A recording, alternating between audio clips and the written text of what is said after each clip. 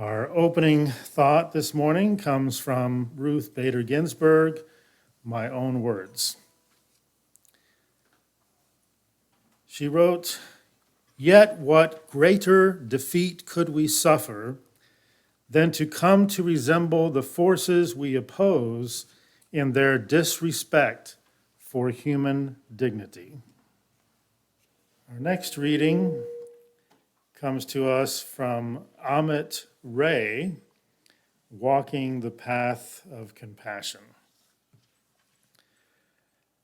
The most important journey of our lives is doing good for the world, especially working for the upliftment of human conditions, human values, human dignity, and human rights. Our next reading is from Martin Guevara Urbina, from 21st Century Dynamics of Multiculturalism Beyond Post-Racial America.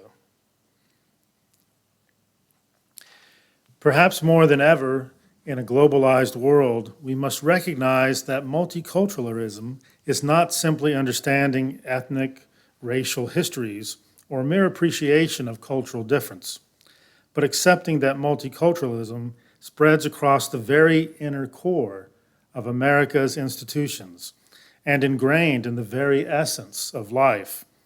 For multicultural perspectives, ideas and ideologies empower us to elevate the multicultural discourse to a higher level of social transformation.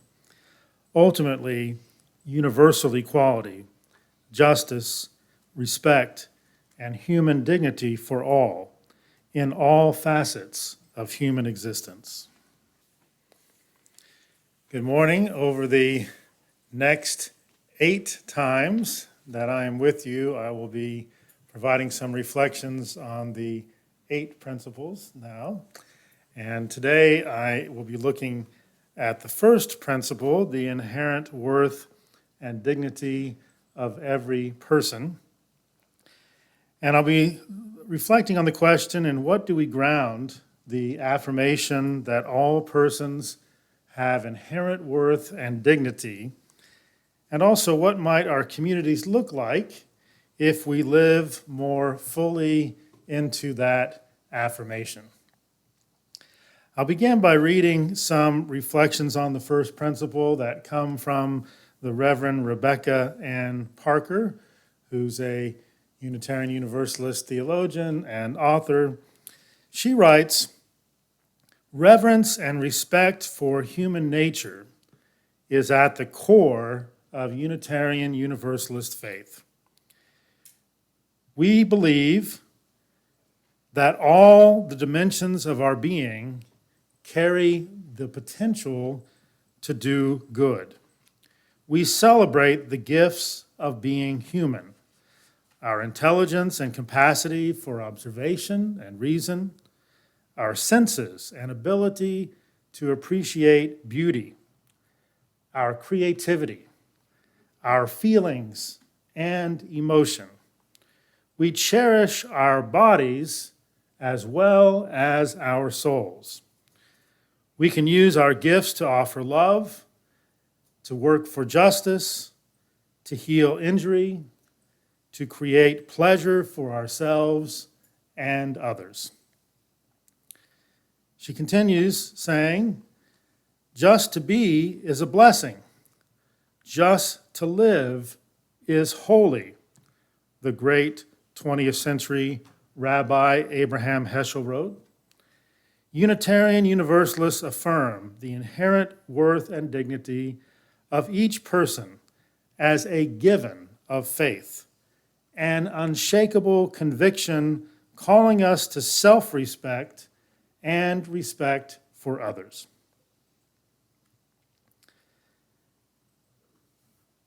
The foundation for all justice, really, is that each person, and I would add each sentient being, is a subject of inherent worth. Each person is a subject of inherent worth, a subject of dignity that ought to be respected, that ought to be respected by all other persons in the world. Every one of us, each and every one of us, no matter what religion we're a part of, no matter what football team we root for, no matter how much money we have, no matter what political party we are a part of, every one of us ought to be respected by all other persons in the world, and we should respect all other persons in the world as well. As the well-known German philosopher Immanuel Kant once said so precisely and concisely, quote, "Act in such a way that you always treat humanity, whether in your own person or in the person of any other, never simply as a means, but always at the same time as an end." End quote. Okay, maybe not that concise, but he's a German philosopher and they write long sentences. Progress within the human community, really any progress within the human community, is based on a growing and ever deepening understanding of what human dignity means.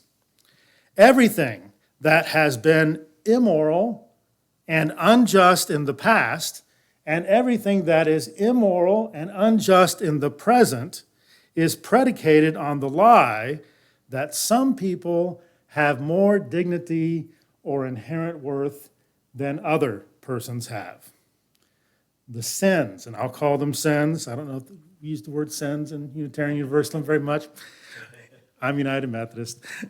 The sins of racism, sexism, and unjust treatment of persons with different sexual orientations and gender identities, those sins are all perpetuated on the lie that not all persons are of equal worth and dignity. The only way forward to beloved community is to repent from these sins and live fully into the reality that all persons have equal inherent worth. Anything that makes one person feel superior, remember the church lady from the old Saturday Night Live? Anything that makes one person feel superior to any other person is a serious problem. Anything that makes one person feel superior to any other person is a serious problem.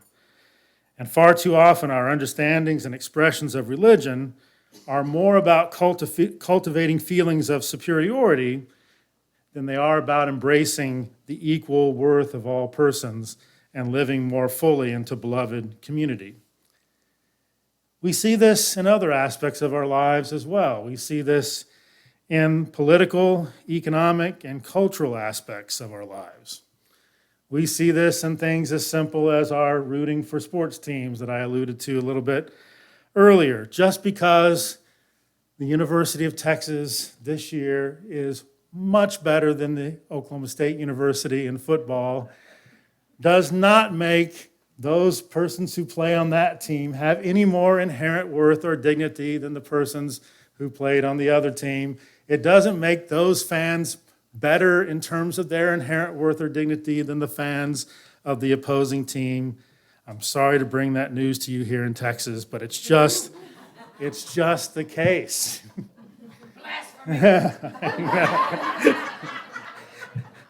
All right.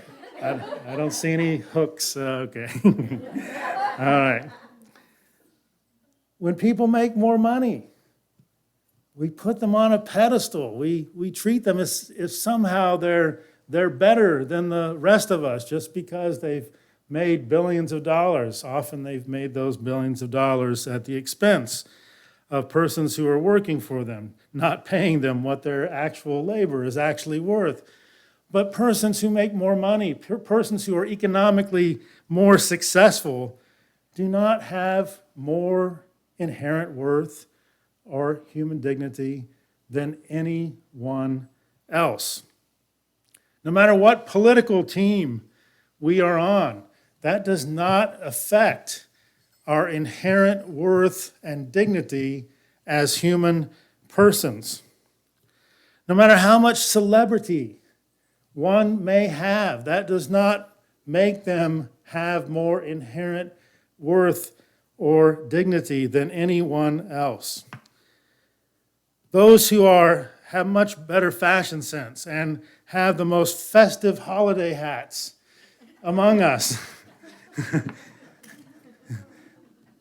Okay, maybe so. No, that does not make you have more inherent worth or dignity than anyone else. We all have equal inherent worth and dignity. The key to a just and beloved community is to embrace that. To embrace that we all have equal dignity. All persons have equal inherent worth. But it's also to embrace the fact that the equal inherent worth and dignity that we have should lead to equal treatment. No person should be treated as less than any other person within our human communities. All persons and their rights should be equally protected by the law and by the common practices within our society.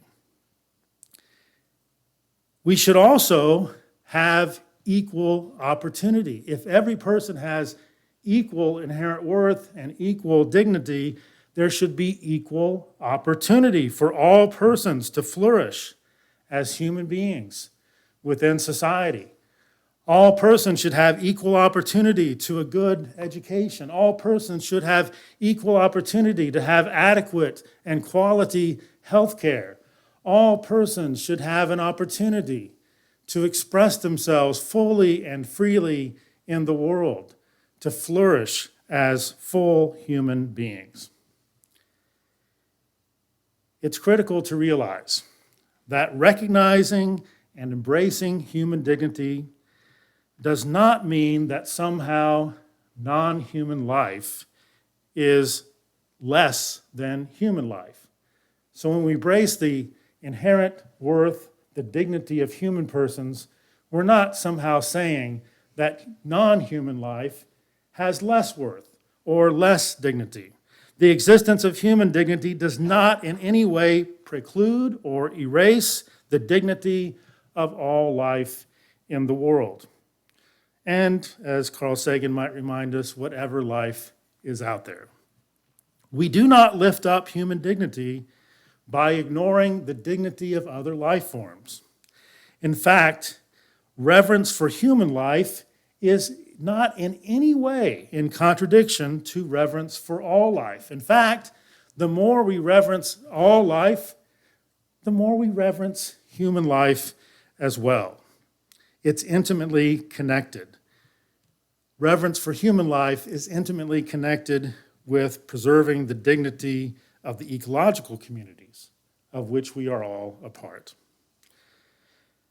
This realization is grounded in the reality that our differences and diversity do not make us superior to each other or superior to the greater ecological community. Now, I teach philosophy.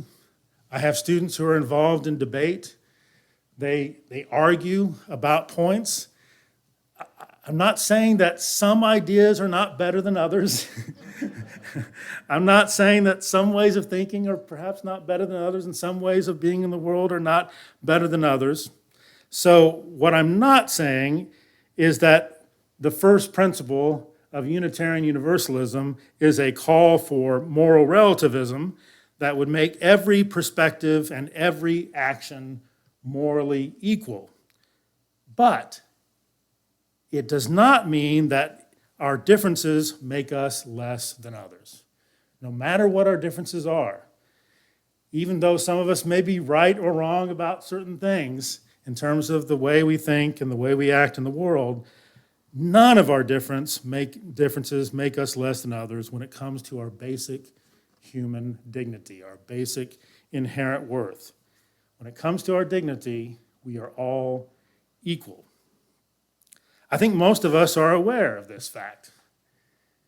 Both in this room and out of this room in society as a whole, I think most of us are aware of the fact that there is equality in our human dignity.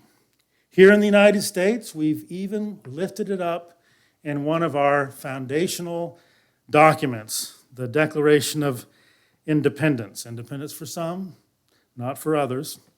But in that foundational document, the equality of human dignity is found in the words and sentiment of Thomas Jefferson that, okay, and I'm going to have to paraphrase a little bit because he didn't quite get it right.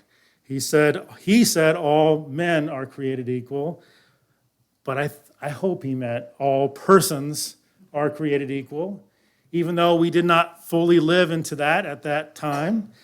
But it's there, the sentiment, the words, all persons are created equal. But the problem is that we, like Thomas Jefferson himself, often do not fully live into our highest ideals.